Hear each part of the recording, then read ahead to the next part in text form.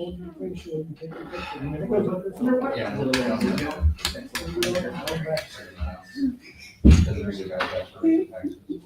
Everyone think, have their mic on in front of them? Yes, sir. how do I know? Why? So they can hear you. They can hear your singing voice. Yeah. Don't do that anymore either. Okay. That way they can verify your vote. You think it'd have a light on it? It does. Okay, I watched it turn them on. do that again. All right. It actually does. Tim, you're on top of this. Because I try to turn mine off normally. Ready? I'm going to call the Tipton Common Council meeting to order and begin with the Pledge of Allegiance. I pledge allegiance to the flag of the United States of America and to the republic for which it stands, one nation under God, indivisible, with liberty and justice for all. Thank you. Before we get too far down on our agenda, I do want to at least mention that as of July 2025, we were required to record stream meetings that occur in this meeting room. We, of course, as a council, have been doing that for several years. We did have a hiccup with our park board recording, which is a disclosure to the council, to the public, that we have made a corrective action plan with that. Just some user error on the back end, but we've got Riley Harden, who's helping us on the IT and PR side, going to come and visit the scheduled meetings that I'm not in attendance for to help make sure we get those streamed as everybody expects. With that, we'll jump into the meeting minutes of the last meeting. Mr. Mayor, I move that we approve the June 23rd, 2025 minutes. Second. A motion and a second to approve the meeting minutes from the June 23rd meeting. All those in favor of the motion signify by stating aye. Aye. Any opposed? Motion passed. Any amendments to the agenda? Hearing none, this is the first meeting of the month. We'll begin with Board of Works and Safety. We had an extremely busy meeting. I'll let the Cemetery and Park Board give their updates. A lot of good stuff in there. Planning Department, we got an update on some work that's going on around town. They got the tie-on, the red brick, the former chamber building, a couple other properties that we had orders to clean up or are progressing or have cleaned up, and we're monitoring a few others. Street Department, Dylan's been extremely busy. West Street should be paving soon. That paving will take about a week, but it's weather dependent. And then they'll move to repaving. We're working on the Independence and Main intersection off of Jefferson, getting those cleaned up in pretty rough shape. And then they'll be moving to East Street. Trash truck's been up and down. We talked about that at our work session. It's operational now, but we've probably overspent on maintenance than what we budgeted. So we're looking at solutions going forward, including possibly, unfortunately, raising the trash fee. We got a great update from the Arts Commission about, I forget Landon's last name. Cardwell. Cardwell, the visiting artist. They're working with him and on some really cool stuff. Lots of updates from them about working on a public art master plan and a grant we got from IU Bloomington. Keegan has more info on that, about some gateway signage and stuff we've talked about, it feels like, for 20 years, and hopefully we're gonna get some of that done. And then the evaluation committee for the baseball fields met last week. We received 4 RFP responses. We evaluated those, and we should be accepting one of those at the next Board of Works meeting. And Keegan will probably have more details on that. Lots of stuff in the mayor's report. I'll let him give that update regarding some street grants and some public safety stuff. Really productive meeting, though. Thank you. Cemetery Board. Everybody should have a report in their packet. We have not had a meeting. It's due tomorrow at 3:45. The report says 1 burial, 4 cremations, and 3 lots sold at $3,600. Are we still one short on that? Yes. You want to be a member? No. Okay. Thank you. Park Board. They did meet July 2nd. There wasn't enough here to have a quorum. There was only 2 members there, so they kind of went through the motions, but they did not vote on anything that day because there wasn't a quorum to be able to vote on it. That's not it on it. Very good. Utility board. The utility met in these chambers last Monday. I wasn't able to attend, but I do know, the work has begun again on the west sewer project. I think all the parts finally came in for the pumps, there at the point of 28 and whatever road that is by the golf course. And, it should be done mid-September. And work is gonna begin on the west water tower again soon. There's some electrical work, that needs to be done, and, that should be done in August. Very good. Jumping down on our agenda under new business, first item of business is for the boys and girls, Sophia Pfeiffer. Some impact reports from 2024. I'm here on behalf of the Boys and Girls Club of Tipton County to express our deep gratitude for your support and to respectfully request continued partnership to the inclusion in your 2026 city budget. Thanks to the City of Tipton, your incredible generosity in gifting us the C.W. Mount Community Center, we've taken a step towards securing a permanent home for the club. That investment represents so much more than a building, and it's a commitment to the youth and the families of our community. We're very thankful. Just some highlights for 2024. We served more than 2,000 youth across Tipton County, including 630 registered club members and over 1,500 through community outreach. We served 13,565 after-school snacks, 3,400 summer meals, and we kept kids safe, fed, and engaged while supporting all of the working parents in our community. This year, we also had a huge milestone moment. Our first ever Youth of the Year finalist, Elle Huffhan, won the State of Indiana title and went on to represent Tipton County at the Midwest competition in Chicago. So Elle was our first ever competitor in the Youth of the Year competition in general. We've never taken somebody, and she ended up winning the entire competition, so that was very cool. In 2024-25, we were also awarded a $250,000 grant from the IU Health Foundation to expand life and workforce readiness programming. In partnership with our schools and our city, we're helping youth build real-world skills, explore careers, and prepare for life beyond graduation. It's a 3-year grant from the IU Health Foundation. As we move into this next phase, including a capital campaign launching in the end of 2025-26, we're asking the city to continue standing with us. It costs roughly $50 per family to provide a school year of after-school programming, but the cost to us is over $3,000. So a family pays $50, the cost to us is $3,000. A continued investment of $30,000 helps us sustain services for our 600 youth right here in our city.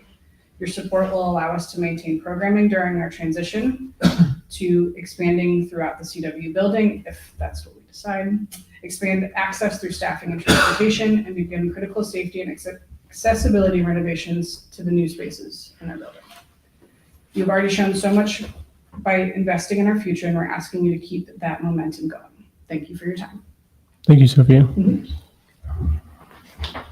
Next, under new business, a report from the Humane Society of Tipton County. I believe Jessica's here with us, and Adrian. Good evening. Hello. Appreciate you guys making time on the agenda for us. It has been a busy first 6 months of the year. I'm excited to share some of the activities that have been going on. I'm going to focus a little bit more from an operational standpoint, and then Jessica will focus a little bit more from a financial standpoint. We so far this year have brought in 140 animals. That was as of the end of June. That is probably well over 155 as of today. 42 of those were in the city here in Tipton. We have had 24 animals that came from the city that have been adopted back out already this year. And we've had 12 reunited with their owners, which is obviously our our first priority. Anytime we can do a reunion, that's always preferred. Our trap neuter return program, which you may now start hearing, called TNVR, same program. Nothing new there other than the name. We've always considered vaccination part of that process. We have TNR'd about 200 cats last year, on track to do another 200 this year. That's going to stop thousands of kittens from being in the community. So making some ground there. As a reminder, that's funded completely by private donations and grants and so on. But it is definitely something that we want to stay on top of because it is proven to reduce community cats. One of the things that we are trying to do, we're seeing shelter numbers, the intakes increase, and that is a nationwide trend. And it is not something we would like to see continue. So we're trying to figure out how do we shut that back door so that we're not just focused on servicing all the animals coming in, but how do we stem that flow? There are a couple of things that we're going to be doing over the next 6 months in terms of educational campaigns. About 70% of, for instance, dogs are found within a mile of their home. So the last thing we really want to do is have them come to the shelter because it's taking them further from home. So we're going to be doing a lot of education around making sure that your pets are either microchipped, have a collar with an ID tag, or both. We'll have some additional microchipping services. We do once in a while a low-cost vaccine clinic with microchipping. We're going to try and do a few more of those as well, so that way we can help get animals home faster, and then they don't hit the shelter, and then it costs everybody less as well. We're going to be looking to install, and this is something that we'll explore with you, microchip either scanning stations or providing scanners to some additional locations like firehouses, maybe municipal areas, so that if somebody finds an animal, they know that there's a nearby place that they can go scan it for a microchip, and again, hopefully just go directly back home. Leave the financial part to you, we'll keep going. One of the other services that we offer the community is what we call the Kennel for Seamus. About half of domestic violence survivors say that they waited to leave because they were concerned about the well-being of their pet. Our Kennel for Seamus will take care of somebody's pets for up to 30 days while they find a new safe place to be. We have had 4 cats in that program so far this year. So we're really happy to be able to help aid both the human and animal parts of our community. We list a few other things that we've done in terms of community support. We have our pet food pantry that we do twice a month. There are about 50 some odd families that regularly come to that pet food pantry. We have donated thousands of pounds of food, again, with the goal of keeping the animals at home. If you're just going through a financially hard time and we can help you feed your animal and keep it at home, it's better for everybody. And finally, the very last page, you'll notice that the 2 faces of the animals on there are from the city of Tipton. Both of their stories are, we don't want to get Sarah McLachlan on you, but they are, when we get the phone call that there's a cat hiding under a car in 100-degree weather who is, doesn't have food or water, and it looks like it's going to not last much longer. Being able to go out and get that animal, get an IV hooked up to it, get it back in the shelter, get it healthy, and get it adopted out, that is the lifeblood of what we do. Similarly, Vader, he was a dog that was left in somebody's apartment when they were evicted. And your local law enforcement reached out to the Humane Society, and we got out there because Vader was not too happy about law enforcement trying to get him out of that apartment. So we were able to get Vader out, and he had been in there. We have no idea how long, no food, no water. I won't get any more graphic on that.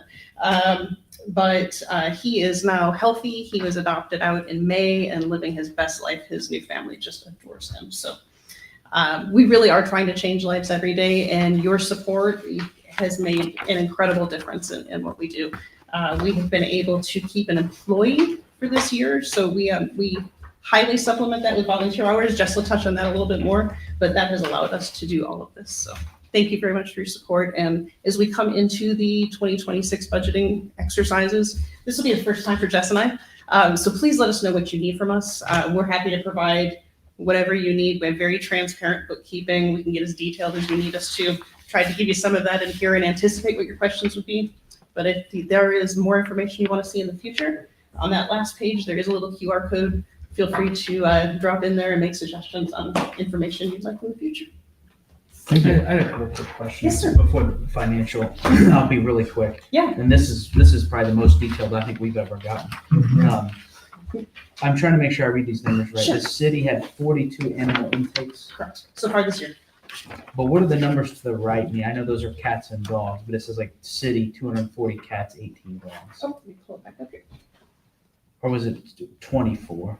Oh, you know what? You just caught a typo. Okay, 24. I was like, wait, Sorry about okay. that. That's a lot of How cats. do you, it wouldn't surprise me. It wouldn't You know what? surprise If me, you though. give them up for People like love 4 cats. months, yeah, they can get pregnant at 4 months old. How often, like, how are those animals coming in? Is it someone calling and police are bringing? I'm just the vast Sometimes. majority. Yes, sometimes it's the police bringing them in, sometimes it's a private citizen who has found them on the side of the road or in their backyard, or, so it's a combination of law enforcement, private citizens, and sometimes we run into them. I was just thinking if we have mobile chip scanners, or at least one for the PD, we could scan it, and then instead of wasting resources, bringing it to the shelter. Amen. And then we could start, we have citations we can issue. We upped those 2 years ago.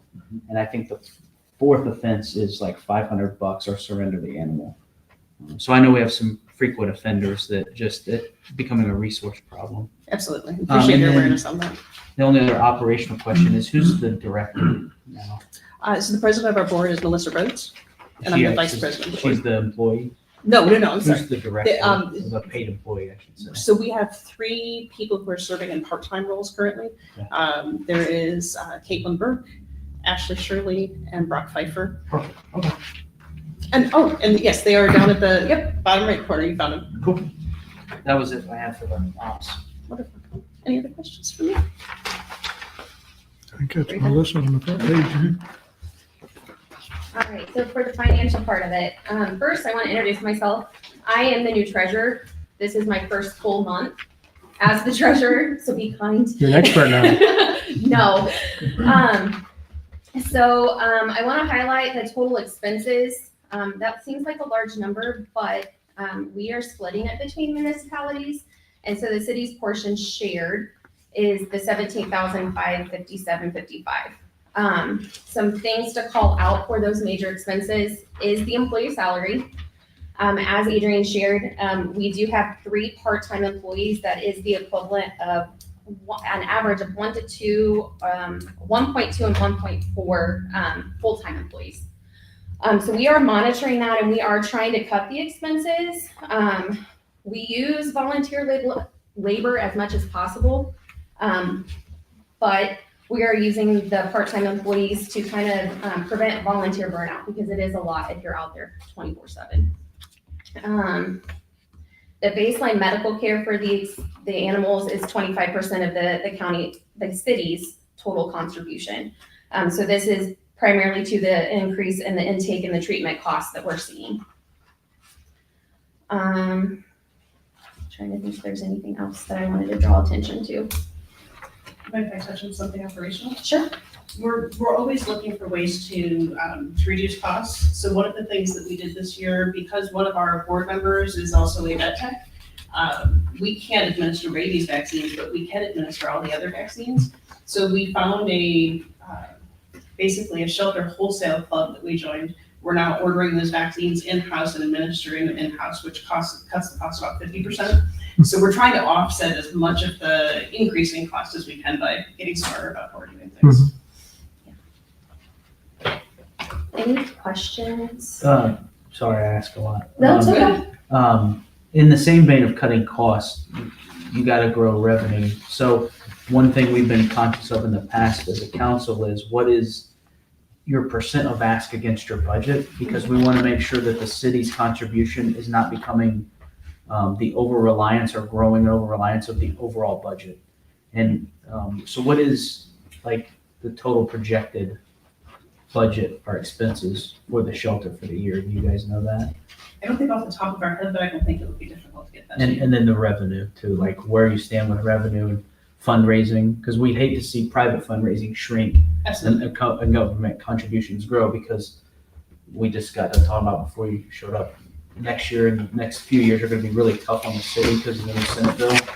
And we also have not had this in the past, so future councils could easily say, nope, we can't have it anymore. Can't afford it. So Sure. just want to make sure we're not over relying on this, but it is a valuable service. And then you're asking for this now, or? No, we're just giving you a mid-year Okay. update. Okay. We knew we'd hit the mid-year. Because I was gonna say the city's portion at this point, half through the year, I think if it continues, it will be over. budget. Correct.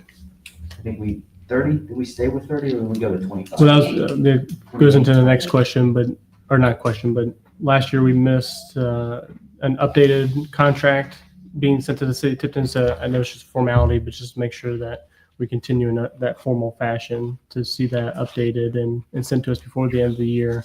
But yeah, I think 30 was the expectation, 28. And we sent back what we didn't use, which was about Correct. 4,200. Yep.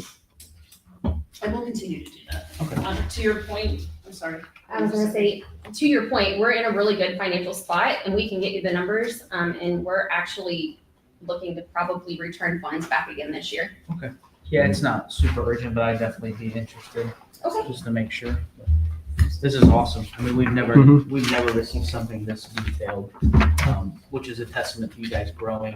And now you have a fully staffed, it looks like advisory board and executive board and paid staff. I mean, it's come a long way. So kudos to all of you. We're very proud. You offer a good template here for, Yeah, this is this is good, great information. Thank you. Thank you, appreciate the Thank feedback. you. Thanks, girls. Look at that color. Continuing with our agenda, no items under old business. Under my report, I think Nate took most of my limelight here. Under his, No, I didn't. I just said you could update more. so continuing on West Street, like was mentioned earlier, right now what we're working with is weather. All that's left right now is asphalt. So that work is expected to take place and potentially finish this week. But again, we've got rain in our forecast for, seems like ever. But nonetheless, that project is wrapping up smoothly as now we're in the asphalt stage, talking about East Street and Independence. Again, the same strategy as it was on West Street, which is a focus on stormwater. These, as Nate mentioned in our Board of Works meeting, a generational project. We're trying to mitigate these areas that have traditionally been challenged with water. In fact, the last water rainstorm that we had on Independence, resident showed an image of the water over the top of the sidewalk in their neighborhood. So we're trying to address those issues. West Street, while it was a one-phase project on East Street and Independence, that'll probably be a three-phase, if not a four-phase project as we continue to march north to address that issue. That project on East Street is if they're not mobilized over there now, they will be soon. So that work should be starting with the utility work. One of the details over there that we're addressing, we actually have two water mains under East Street that the water utility recommended that we just combine into one. So we're going to upsize the one to compensate, and that requires Park 100, of course, is on one water main and the residents are on the other. So combining all that is going to take some coordination, but we'll start with utilities and then move on to asphalt. Nathan mentioned the downtown paving. So that's set to take place here shortly. And then I'll move on to the CCMG roads as relates to asphalt, milling and paving, which are Condy and Washington. These are the first two blocks of Condy north of Jefferson. And then on Washington Street between Main Street and West Street, we'll get mill and paved. Nathan mentioned the baseball RFP. That response period has expired. We did have 4 responses to that. The group met to analyze those. An announcement will be made and a recommendation made to the Board of Works at their next scheduled meeting. So then we'll have a contractor under contract, and we now move that project into the construction phase. Safe Streets for All, that RFP was released, I believe that was last week. Safe Streets for All is a program that's focused on identifying the challenged areas as it relates to safety in communities. This is actually comes as a recommendation from INDOT, and it's focused on East 28 over by the Carter's Mall area, Needlers, where, as we all know, there is a lack of sidewalks over in that area. So they recommended that we apply for this grant funding to assess, identify, and potentially create solutions for that area over there. Though this will be a comprehensive safety action plan, that was the lens in which we applied for this grant under. But that work will begin. This first phase is a planning. As these things typically go, you can't apply for the implementation dollars until you have a plan to support the implementation. But this first effort is a planning grant. It will help us to assess the realities across the city of Tipton. And frankly, it could come up with some ideas or identify trouble areas that we as citizens of this city just accept as reality, and with some other maybe non-biased a lens that they can actually highlight and identify that there's some other areas that maybe it's just not appropriate for these things to be our reality that we could address creatively. As we move on, some other projects for the city of Tipton, the public safety building, we've worked with both chiefs getting down into really the details of that project, identifying even the restroom layouts, even some materials for the bid packet. That project will go out to bid then. If it's not the first week of August, it'll be the second week of August. We'll get a contractor under bid. The expectation is that with the right vendor, we could get that project actually under construction starting this fall. So another good project we've talked about, and we'll finally see some good progress on that building. Addressing things even like the front awning area, the roof of the apparatus bays has been leaking for some time. We've got, of course, the windows above the apparatus bays. The gaskets have all broken, so they're all, I guess the gas has now escaped those and they're not operating. The windows in the facility haven't operated properly. I'm told since construction completed. That seems hard to believe, but for a great deal of time. We'll provide some ventilation for the police evidence room. It hasn't had ventilation since it was constructed. Some of that is because of building standards back when it was constructed, but with the introduction of dangerous drugs, but even more common ones like marijuana that you can smell in the facility when the bust happens, those are obvious issues that we're seeking to address. National Night Out, this will be our second year celebrating that. It's a nationwide movement to celebrate public safety in communities across the United States. Our plan is to celebrate that. It'll be the Sunday before the start of school. And our plan right now is to combine that with a movie in the park to really kick off that as more of an evening celebration for the back to school as all parents celebrate the return of students to school. Keep them at home. Yes, exactly. That way they sleep. 2 new officers for the police department have officially passed public safety medical, so they will be they've been extended or will be extended here shortly. Offers to be probationary police officers. So that was great news that we received last week. And then as Nathan mentioned earlier, we were selected as a small cohort from the placemaking studio of IU Bloomington, have their design students work on a project for the city of Tipton. We've selected gateway signage. We have, of course, long talked about a project like this in the city of Tipton, have some ideas conceptually, but looking for their design lens to help us create some cool ideas on gateway signs. And then the expectation will be every year, it would be out of likely edit dollars that we invest into a gateway sign. So after 4 years, we'll have completed this vision of having gateway signs on all 4 entries into the city of Tipton. That completes my report for this evening. That moves us into resolutions and ordinances. The first and only is the ordinance 2025-08, an ordinance amending the Appendix A, Schedule of Fees under the category of buildings charged by the City Plan Commission on first reading. And we have Judy here with us to answer any questions that you may have. She's provided the red line version, which identifies the changes. I feel like those are pretty self-explanatory, but do want to open that up for questions if you have any.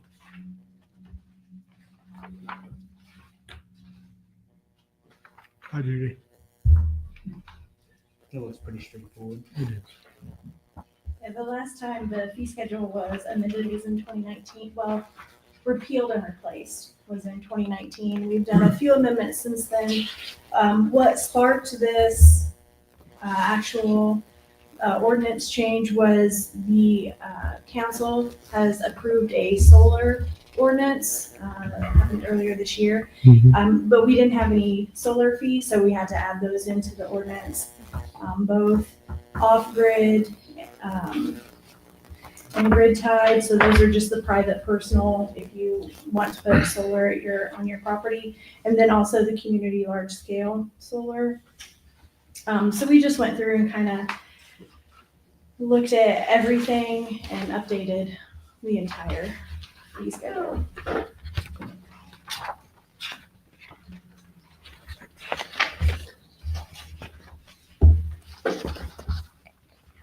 If there are any questions, I move that we approve ordinance, 2025-08.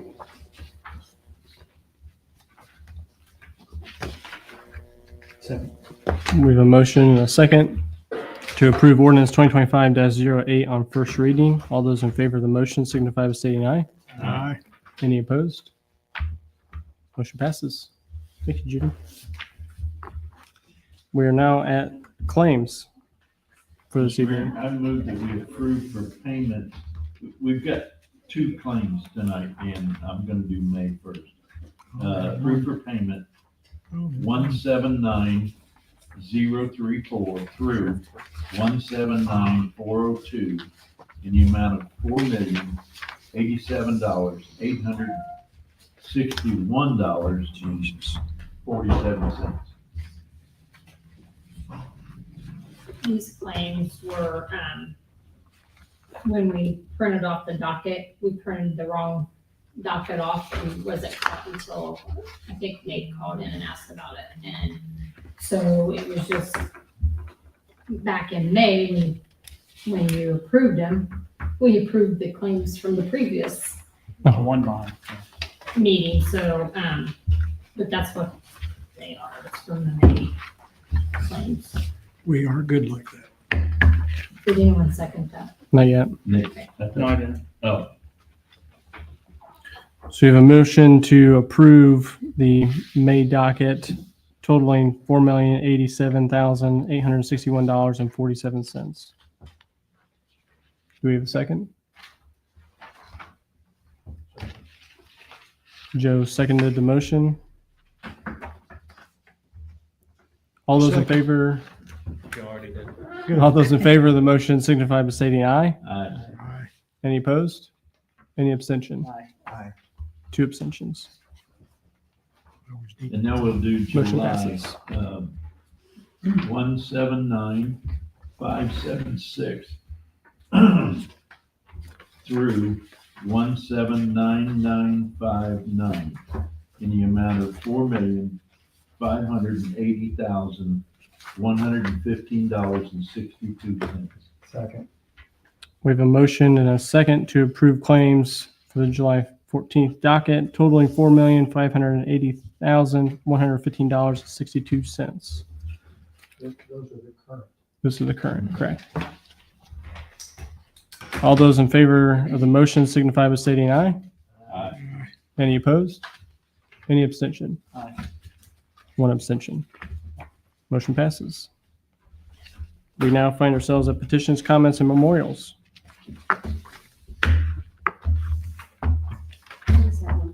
Anybody else? You're up.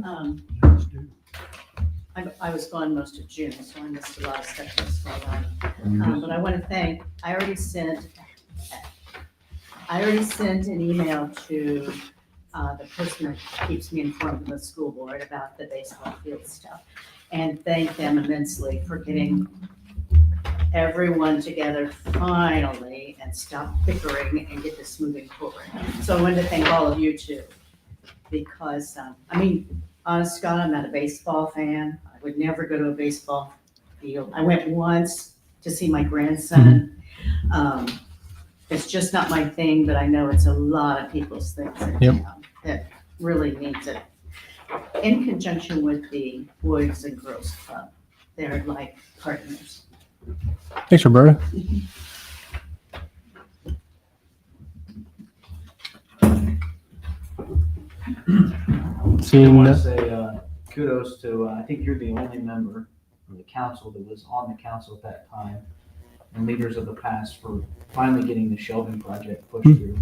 We were talking about that today. I don't think, at first it was well received. In fact, there was litigation against it, but I don't know how many more times we can have, an unbelievable amount of rain and that thing hold up and not flood the city. I agree. It's unbelievable. Anybody that says it didn't work, I don't know what they're thinking.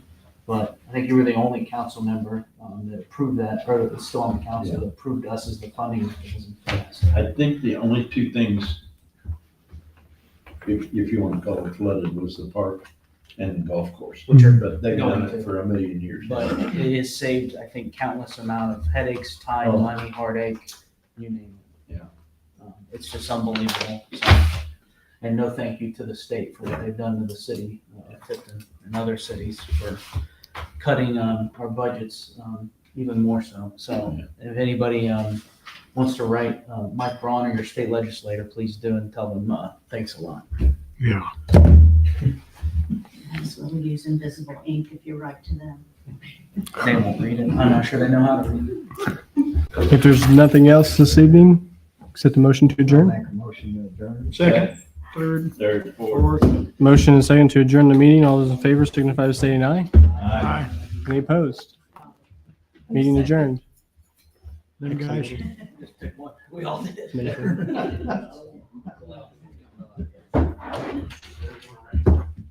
Thanks for coming there, buddy. It's always nice to see friendly, smiling faces. come back. What are you doing next week?